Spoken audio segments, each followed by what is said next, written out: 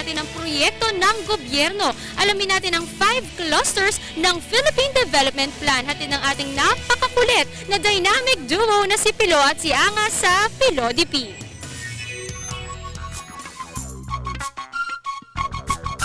Bira, kain lang! Ang gaan to. Sarap pa. Alam mo, anniversary ng kamatayan ni Aling Baby Joy Platon, no? Yung kapitbahay natin.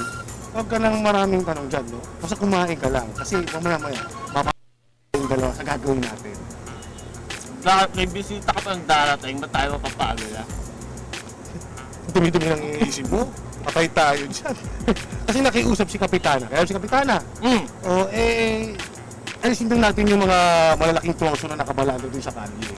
Kaya pagkatapos niyan, diretso na tayo doon. Kaya mo na yun! Sama pa kinamdam ko eh.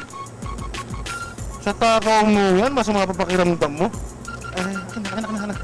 Alam mo, pag may sakit, walang ganong kumain. Kaya bawal yan sa'yo.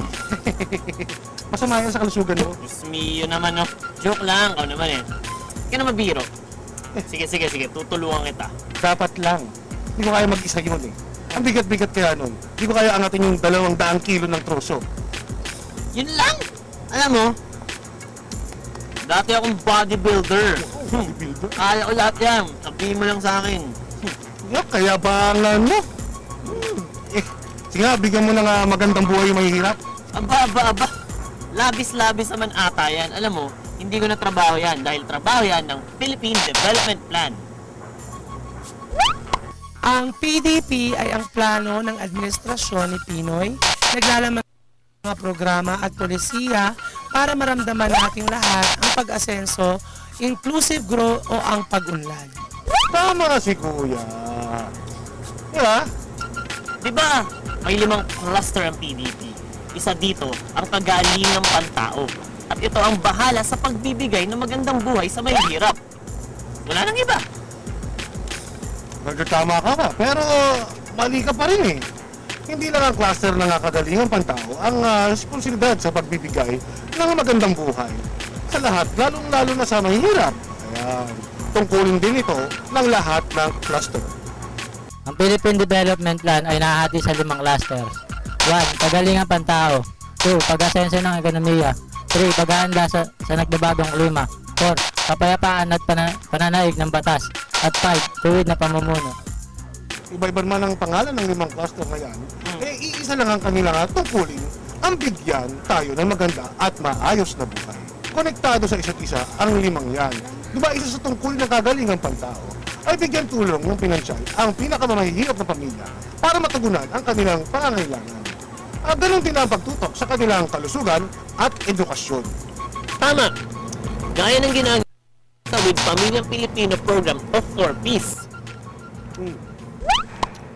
Tama ka rin, no? Para kahit paano ay iyawan sa hirap yung tao. Pero hindi yun sapat. Ang tulong pinansyal mula sa Forbes ay pasamantala lang. Ano nangyayari sa kanila pag wala sa, alam mo yun, tulong pinansyal? Maghihirap uli sila. Posible. Pero, ano ba dapat ang gawin? Bigyan natin sila ng mga pagkikitaan o di kaya ay trabaho. Di ba? Sa Philippine Development Plan, ang pagbibigay ng trabaho sa tao ay nakapaloob sa cluster ng pag-asenso ng ekonomiya. Correct ka dyan. Kasi kapag maunlad ang ekonomiya, marami ang magkakatrabaho. Tama. Kung may trabaho ka, hindi mo na kailangan pang umasa sa tulong pinansyal mula sa pamahalaan. Kaya, pwede ka nang tumayo sa sarili mong mga paa. So, ibig mong sabihin, kailangan magtulungan ng 5 cluster ng PDP para magawa ang layunin nito? Ang bigyan ng tao ng magandang buhay? Perfect! Tignan mo itong kamay ko. Madumi yan. Pero malinis yan talaga. Alam mo, isipin mo na itong kamay ko, yung PDP. Itong 5 Nakasunod ako, okay? Ibahagi ng PDP. Kapagalingang pantao, pag-asenso ng ekonomiya, paghahanda sa nagbabagong klima, kapayapaan at pananaig ng batas, at tuwid na pamumuno. Okay, nakakasunod ako. Okay. Para mabusog ka, no? Kailangan magtulungan itong 5 daliri ko. Yan, tutulungan yan, di ba? Ganun din sa PDP. Para magawa ang kanyang layunin, kailangan magtulungan ang 5 cluster. 5 daliri para mabusog. Mhm. Ang 5 cluster ng PDP para naman bigyan tayo ng magandang buhay. Yung pala yun. Astig!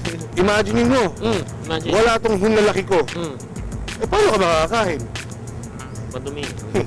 Mahirap, di ba? Hmm. Hindi ka mabubusog. Ganun din sa PDP. Kung wala ang cluster ng kagalingang pantao o pag-asenso ng ekonomiya, hindi natin magagawa yung layunin ng PDP. Ang bigyan tayo ng maayos na buhay. Astig! Nagtutulungan para sa isang layunin. Astig. Ganyan, kastig ang PDP. Tapos na tayo. Tara, let's go! Teka. Hindi pa ako natutulungan maya. Luwagan ko muna to. Diyos, kumain. Bahala ka dyan. Uy, teka. Hindi ko kaya ubusin to, uy. Astig.